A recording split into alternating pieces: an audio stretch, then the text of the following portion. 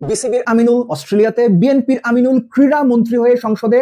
প্রশ্ন হচ্ছে, ক্রীড়ামন্ত্রী আমিনুল অস্ট্রেলিয়াতে থাকা আমিনুলকে বিসিবির সভাপতি হিসেবে রাখতে চাইবেন কিনা, রাখবেন কিনা? একটা ব্যাপার ঠান্ডা মাথায় একটু চিন্তা করেন ভাই। বাংলাদেশের যে সংস্কৃতি, যখন যে দল ক্ষমতায় থাকে, শুধু ক্রিকেট না, যে কোনো স্পোর্টস ফেডারেশন তারা তাদের মতো করে চালায় এবং তাদের অনুসারী সংগঠকদের সেই ক্রীড়া ফেডারেশনের দায়িত্ব দেয়। এটা আপনি পছন্দ করতে পারেন, না করতে পারেন, আপনার চয়েস, কিন্তু এই বাস্তবতা আপনি ইগনোর করতে পারবেন না, কোনোভাবেই সম্ভব না। তো সেই বাস্তবতার নিরিখে বর্তমান যে ক্রিকেট বোর্ডটা আছে, সেই ক্রিকেট বোর্ডটা টিকে থাকবে, কিংবা আমিনুল ইসলাম বুলবুল বাংলাদেশ ক্রিকেট বোর্ডের প্রেসিডেন্ট হিসেবে টিকে যাবেন, এই সম্ভাবনা আইডিয়ালি কতটুকু, কত পার্সেন্ট আপনার কি মনে হয়? বিএনপি কিংবা আমিনুল হক চাইলে আমিনুল ইসলাম বুলবুলকে বাংলাদেশ ক্রিকেট বোর্ডের প্রেসিডেন্ট হিসেবে রাখতেই পারেন, কিন্তু যে ঘটনা প্রবাহের মধ্য দিয়ে এই বোর্ডটা গঠন হয়েছে, এই বোর্ডটা গঠনের সময় যে ইলেকশনটা হয়েছে, সেই ইলেকশনটা নিয়ে যে পরিমাণ জল ঘোলা হয়েছে, কাদা ছড়াছড়ি হয়েছে, বিএনপি কেন্দ্রিক যে সংগঠকরা ছিলেন তারা যেভাবে শেষ মুহূর্তে গিয়ে নির্বাচন থেকে নিজেদের সরিয়ে নিয়েছেন বা নির্বাচন বয়কট করেছেন, এবং তারপর থেকে এই পুরো বোর্ডটাকে অবৈধ বলে ঘোষণা করেছেন তাদের মত অনুযায়ী, যারা এর আগে বিভিন্ন সময় বোর্ডে কাজ করেছেন এবং এই সবশেষ নির্বাচনটাতে অংশ নিতে চেয়েছিলেন, তারা যখন বোর্ডটাকে দিনের পর দিন অবৈধ বলছেন, তখন এটা কি চিন্তা করার কোনো অবকাশ আদৌ আছে যে আমিনুল ইসলাম বুলবুলের নেতৃত্বাধীন এই বোর্ডটা বিএনপি মেনে নেবে, তারা এই বোর্ড রেখে দেবে? একটু ঠান্ডা মাথায় চিন্তা করেন প্লিজ। একটা ব্যাপার একটু মনে করিয়ে দিই আপনাদের। আমরা নাজমুল হাসান পাপনকে দেখেছি, আওয়ামী লীগ সরকার যতদিন ছিল তিনি ক্রিকেট বোর্ডের সর্বা ছিলেন, এবং তার আশেপাশে যারা সংগঠক হিসেবে ছিল তাদের বেশিরভাগের পরিচয় তারা আওয়ামী ঘরানার মানুষ। তারপর আমরা কি দেখলাম? অন্তর্বর্তীকালীন সরকার, সেখানে আসিফ মাহমুদ সজীব ভাই বাংলাদেশের স্পোর্টসের এক নম্বর মানুষ ছিলেন। তার সময় যে নির্বাচনটা হলো, সেখানে যে ব্যক্তিরা আসলেন তারা অন্তর্বর্তী সরকারের বিভিন্ন জনের সাথে সুসম্পর্ক আছে, কিংবা বিভিন্নভাবে সরকারের সঙ্গে সম্পৃক্ত, এই কারণে তারা বোর্ডে এসেছেন। এটা নিয়ে প্রচুর আলোচনা হয়েছে, আপনার ইলেকশন ম্যানিপুলেশন, ভোট রিগিং, কিংবা একই সঙ্গে কাউন্সিলরশিপ যে ৯/৬ অভিযোগগুলো রয়েছে, এটা হয়েছে ওই সময়, এই অভিযোগ রয়েছে। আমি আপনি অভিযোগ করি বা না করি, যারা ক্রীড়া সংগঠক আছেন তারা তো অভিযোগগুলো করেছেন। এখন যেহেতু বিএনপি ক্ষমতায় চলে এসেছে, আমিনুল হক যিনি সবশেষ বিসিবি ইলেকশনে বিএনপির সঙ্গে সম্পৃক্ত কিংবা তাদের মতবাদে বিশ্বাসী যে ক্রীড়া সংগঠকরা ছিলেন, তারা যে নির্বাচন করতে চেয়েছিলেন তাদের সঙ্গে খুব ওতপ্রোতভাবে সম্পৃক্ত ছিলেন, শেষ মুহূর্তে তারা নির্বাচনটা বয়কট করেছেন। তো এখন এই পরিস্থিতিতে বিএনপি যখন ক্ষমতায়, আমিনুল হক যখন বাংলাদেশের ক্রীড়ামন্ত্রী, বাংলাদেশের স্পোর্টসের এক নাম্বার মানুষ, তিনি কি এই বোর্ডটাকে অ্যালাউ করবেন? এক্সিস্টিং বোর্ডটাকে আমিনুল ইসলাম কিংবা আমিনুল ইসলামের বোর্ডের সদস্যদের তিনি রাখতে চাইবেন? তারা রাখতে চাইবেন, রাখতে যারা চাইতেই পারেন, কিন্তু বাংলাদেশের রাজনৈতিক ট্রেডিশন সেটা ফলো করে না।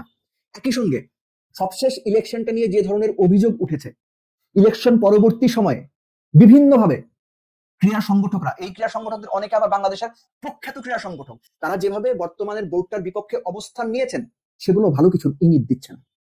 আমিনুল ইসলাম বুলবুল অস্ট্রেলিয়াতে চলে গেছেন, এবং অস্ট্রেলিয়াতে যাবার পরে তার অস্ট্রেলিয়া যাওয়া নিয়ে যে ধরনের ন্যারেটিভ তৈরি করার চেষ্টা করা হয়েছে, এটার মধ্যে কিন্তু একটা সিগনেচার আছে, যে বোঝানোর চেষ্টা করা যে আমিনুল ইসলাম বুলবুল আর ফিরবেন না, সেফ এক্সিট নিয়েছেন। ব্যক্তিগতভাবে এই ন্যারেটিভটা আমি খুব অপছন্দ করেছি।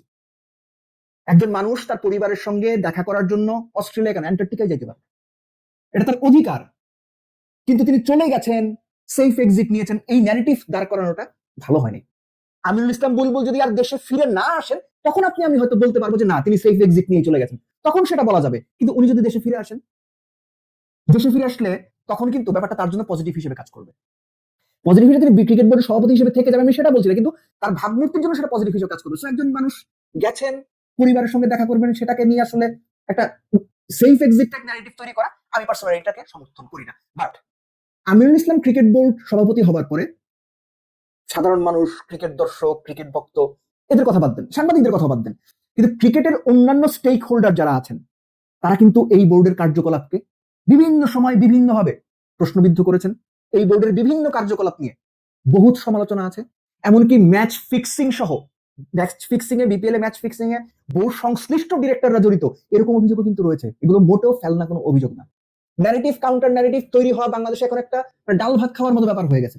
এভরি সিঙ্গেল ইস্যুতে এটা হচ্ছে এবং হতেই থাকবে আগামীতে। কিন্তু ইন রিয়েলিটি আপনি মানতে বাধ্য যে যখন ক্ষমতায় থাকবে, সে তখন তার মতো করে ক্রিকেট প্রশাসনটা, বাংলাদেশ ক্রিকেট বোর্ড সাজানোর চেষ্টা করবে। এবং বাংলাদেশের সংস্কৃতিতে আপনি এখন বলতে পারেন না এটা ঠিক না, আমি বলতে পারি না এটা ঠিক না, বাংলাদেশের সংস্কৃতি সেটা না।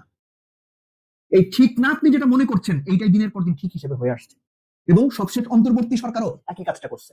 এখন আমিনুল হকরাও যদি একই কাজ করে, আপনি তাদের খুব বেশি দোষ দিতে পারবেন না।